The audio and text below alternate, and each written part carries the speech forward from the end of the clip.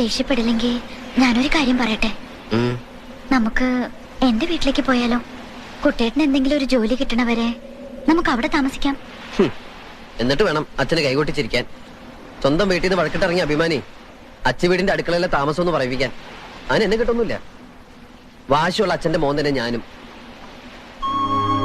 ഇപ്പൊ എന്റെ മനസ്സിൽ ഒന്ന് മാത്രമേ ഉള്ളൂ, രാത്രിയാവുന്നതിന് മുമ്പ് നിന്നെ സുരക്ഷിതമായ ഒരു സ്ഥലത്താക്കുക. എവിടെ? ഇവിടെ അടുത്ത് കന്യാസ്ത്രീകൾ നടത്തുന്ന ഒരു വർക്കിംഗ് വിമൻസ് ഹോസ്റ്റലുണ്ട്.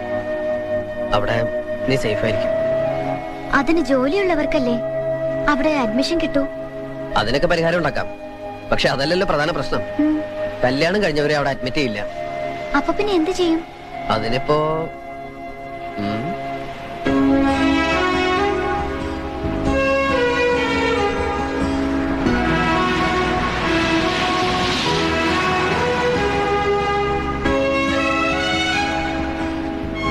ഇന്നു മുതൽ ഹോസ്റ്റൽ ജീവിതം കഴിയുന്നവരെ ഭൂമിയിലെ മാലാഖമാരായ കന്യാസ്ത്രീകൾക്ക് മുമ്പിൽ ഈ മാലു എന്റെ സഹോദരിയും ഞാൻ നിന്റെ സഹോദരനുമാവുന്നു. വേറൊരു നിവൃത്തിയില്ലാത്തോണ്ടാ മോളെ. ഇനി ആ താലിമാല കൂടി ഊരിക്കോ. താലി ഞാൻ ആരും കാണാതെ നോക്കിക്കോളാം. അയ്യോ, അതുകൊണ്ടല്ല. ഹോസ്റ്റലിലെ ഡെപ്പോസിറ്റും റെന്റും മെസ്സും എല്ലാം കൂടി കയ്യിലുള്ളതുകൊണ്ടൊന്നും മതിയാവില്ല. 1-2 ആഴ്ചക്കുള്ളിൽ എന്തായാലും ഇത് വെക്കേണ്ടി വരും. എന്നാ പിന്നെ അതിപ്പോ തന്നെ ചെയ്യാം. ഊരിതാ.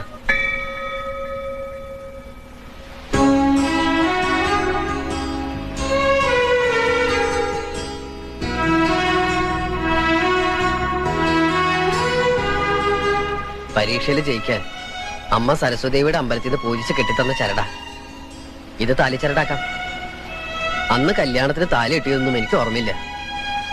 ഇന്ന് മനസമാധാനത്തോടെ ഈ ശുഭമുഹൂർത്തത്തിൽ കടലമ്മയെ സാക്ഷി നിർത്തി ഓമനക്കുട്ടൻ മാലുവിന്റെ കഴുത്തിൽ താലി കെട്ടുന്നു.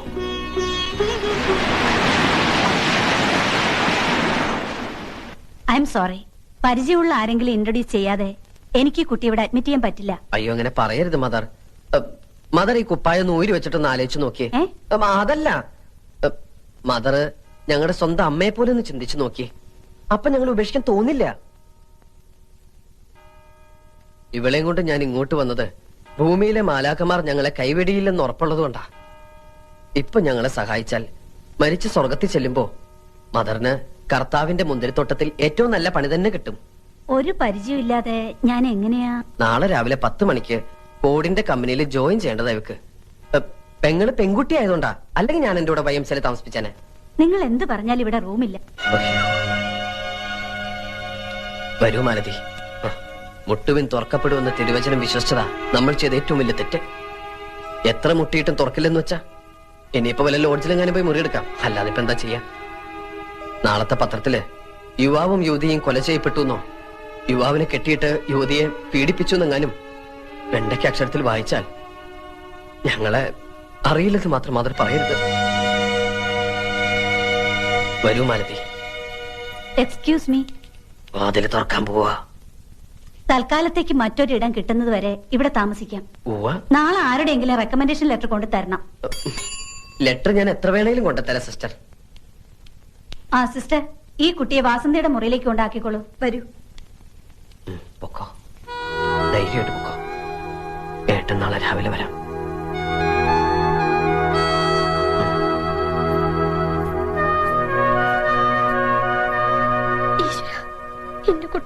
എന്റെ കുട്ടി. ഏത് കുട്ടി? എനിക്കില്ലാത്ത മോൻ നിനക്കെന്തിനടി? എന്റെ മോഹത്ത് ആറ്റത്തിപ്പിടി ഇവിടെ ഇറങ്ങിപ്പോയൻ അവൻ. അവൻ എന്റെ മോനല്ല, ശത്രുവാണ്, ആജന്മ ശത്രു. അവൻ എവിടെയെങ്കിലും പോയി തൊലട്ടെ. തൊലയാൻ പോണത് നിങ്ങളാ. കുടുംബവും കുട്ടികളൊന്നും ഇല്ലെങ്കിലും അച്ഛനും മക്കളും പരസ്പരം എങ്ങനെയാ മനസ്സിലാക്കേണ്ടതെന്ന് ബഹുമാനിക്കേണ്ടതെന്ന് എനിക്കും അറിയാം. തന്റെ മക്കൾ തന്നോളമായാൽ താനെന്ന് വിളിക്കണമെന്ന പ്രമാണം. ഒരു നല്ല വാക്ക് ഇന്നുവരെ അവനോട് പറഞ്ഞിട്ടുണ്ടോ? പരിഹാസത്തോടെയല്ല താൻ ഇന്നുവരെ അവന്റെ മുഖത്ത് നോക്കിയിട്ടുണ്ടോ? അവനും തന്നെ പോലെ ഒരാണാ. അവന്റെ മൂക്കിന് താഴെയുള്ളത് മീശ തന്നെയാ. അത് വളരെ നല്ല കാര്യല്ലേ. ആ മീശയും പിടിച്ചോണ്ട് ഉള്ള കാലം മുഴുവൻ ജീവിക്കാമല്ലോ. പേങ്കോന്തൻ. തനിക്കറിയില്ല കൈമളെ, അവനെ പറ്റി ഒരുപാട് സ്വപ്നങ്ങൾ കണ്ടവനാ ഞാൻ. കുറേയേറെ ആഗ്രഹങ്ങളും എനിക്കുണ്ടായിരുന്നു. എല്ലാ തന്തമാരും അങ്ങനെ തന്നെയാണോ? താൻ പൂങ്കിനാവ് കണ്ടത് ആഗ്രഹിച്ചു, അതൊക്കെ അവന്റെ തെറ്റാണോ? എന്റെ തെറ്റാ, എല്ലാം എന്റെ തെറ്റാ. ഇയാളൊരു കാര്യം പറയുമ്പോ ഇങ്ങനെ ഒറ്റ ഇരട്ടയും പറഞ്ഞിരിക്കാണ്ട് മാഷെങ്കിലും പോയി അന്വേഷിക്കണുണ്ടോ? പെറ്റ വയറിനെ അതിന്റെ തന്നെ അറിയൂ.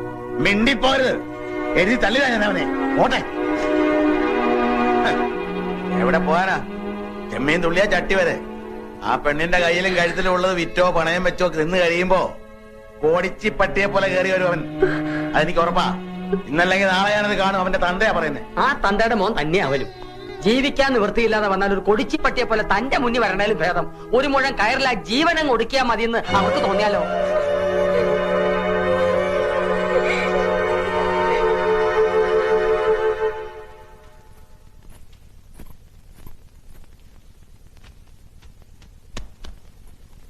അയ്യേ, ഏട്ടൻ പോയെന്ന് പറഞ്ഞിരുന്ന കരയ്യ. നാളെ ഫോർഡ് കമ്പനിയിൽ ജോയിൻ ചെയ്യേണ്ട ആളല്ലേ? നാണക്കേടാണ് കേട്ടോ. ദേ, ഈ പറയണ ഏട്ടനൊരു പെണ്ണ് കെട്ടട്ടെ, അപ്പൊ കാണാം ഈ പെങ്ങളെ തിരിഞ്ഞു നോക്കൂടില്ല. താൻ വെറുതെ അതും ഇതും ആലോചിച്ച് ഉറക്കം കളയാതെ കിടക്കാൻ നോക്ക്. Good night.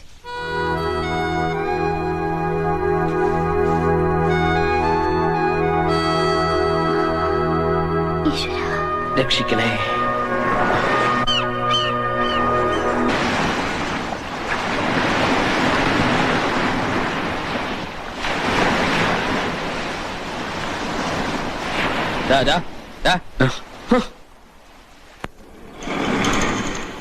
ഇന്നലെ രാത്രി എവിടെയാ കിടന്നത്? എന്തേ? സുഖമായിട്ട് ഉറങ്ങിയിട്ടുണ്ടാവും. അതാ രാവിലെ വരാൻ വൈകിയത്. ഇന്നലെ രാത്രി സുഖമായിട്ട് ഉറങ്ങിയില്ല എന്ന് പറയാൻ പറ്റില്ല. കൊതുകടിയും മൂട്ടടിയൊക്കെ ഉണ്ടായിരുന്നെങ്കിലും മഞ്ഞുള്ളത് ഉറങ്ങാൻ പറ്റി. നല്ല സെക്യൂരിറ്റി ഉള്ള സ്ഥലം. വാടകയും വേണ്ട. എവിടെയാ? പോലീസ് ലോക്കപ്പില്. എന്നെ ഇന്നലെ രാത്രി പോലീസ് പൊക്കി. എന്താ ഇത്? നീ കാരണമൊന്നുമല്ല. കരയല്ലേ, കണ്ണുടയ്ക്ക്.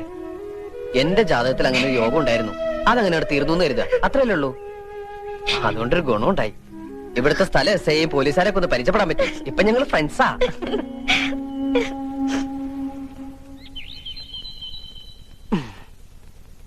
അപ്പോഴേ എന്നും ഇങ്ങനെ രാവിലെ തൊട്ട് വൈകുന്നേരം വരെ എന്റെ കൂടെ കറങ്ങി നടന്നാൽ ശരിയാവില്ല.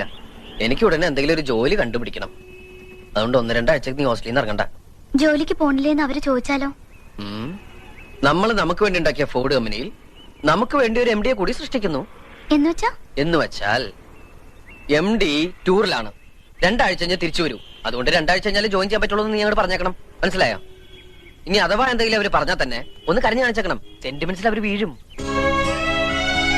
എന്നെ കല്യാണം കഴിച്ച അന്ന് തൊട്ട് കുട്ടേട്ടന് കഷ്ടകാലല്ലേ? അയ്യേ, എന്താ ഈ പറയണേ?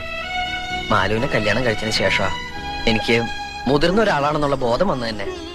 ആ യൂണിഫോമിൽ നിന്ന് രക്ഷപ്പെട്ടപ്പോ തന്നെ ആശ്വാസായി.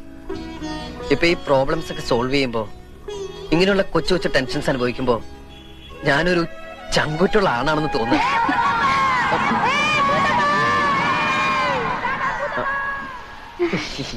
പഴയതൊന്നും മറക്കാൻ സമ്മതിക്കില്ല കുട്ടികള്. സ്കൂളിലെ കളിപ്പേരാ. ഏറ്റവും മൂത്ത ആള് ഞാനായിരുന്നോണ്ട് മൂത്താപ്പന്ന് വിളിക്കുക. കുട്ടികളുടെ ഒരു കാര്യം ഭയങ്കര